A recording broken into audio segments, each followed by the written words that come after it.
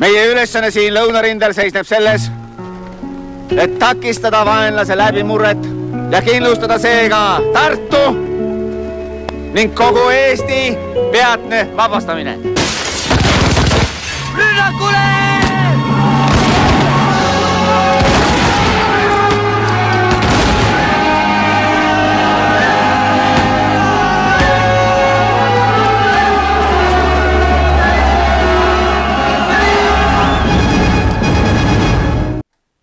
Enne kui vaenlasahelik oleks saanud täita mahaheitmise käsku ning avada tuld, kukkusid mõningad neist juba niidetuina lumele ja tekkis segadus. Püstialu tulistatud ootamatu kogupauk mõjus nõnda, et vaenlane ei saanud veel õieti võitlust alustadagi, kui juba mõned neist tõmmates küürud selga ja visates püssid maha põgenesid mööda metsaalust. Peale röögatas ahas uuesti ning mingis hullustavas palavikus.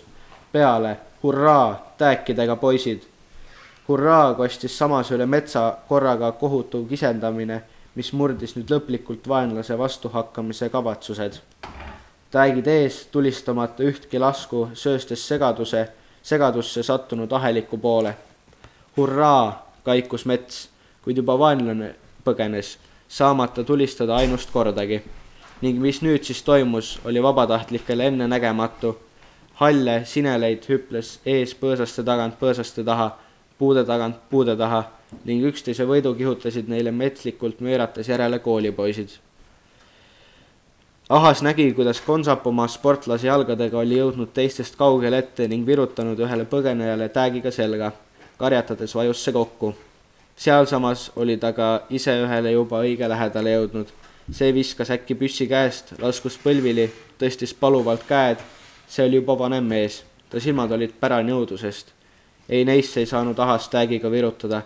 Samas lõmastas ta raske rautatud püssipära hoop mütsita poolpalja pea ning röökides nagu teisedki kõigest kõrist tormas ta edasi. Veel jooksis ta ees mitu vaenlast. Üks neist oli visanud püssi, teine kaotanud pea papaaha peast. Veel silme ees tapetu poolpaljas, imelikult laiaks vajuv pea pingutas ahas neile järele, kuid põgenejate jalad olid väledad. Vandudes ja hambaid kiristades tegi ta otse hullumeelseid pingutusi, kuid kõik oli viljatu. Siis äkki turgatas talle meelde, et tal on ju peos laetud püss. Vaevalt seda mõelnud jäi ta seisma, lõi püssi palge ja tulistas. See võis ajada otse hulluks, nii lähedalt maa pealt ja mööda. Uuesti saatis ta põgeneva vaenlase poole kuuli ning sedamaid röögatas ta kõrist elajalik võidujoovastus. Sai kurat, ometi. Ootamatul kombel aga pöördus samas üks vaenlastest ümber, tõstis kiiresti püssi ja tulistas ahase poole. Kuul surtsatas mööda ja plaksatas kuski puusse.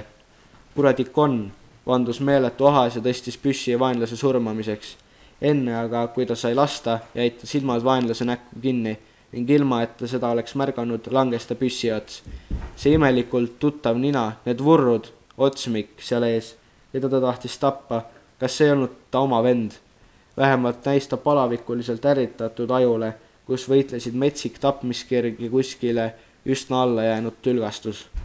Ahas oli nagu tardunud paigale. Hetkeks oli ta kaotanud kogu oma võitlusjõu, vahtades ainult vaenlast. See. Samas raksatas vaenlane püssi, ahas tundis, kuidas midagi rasket lõi talle vastu õlga.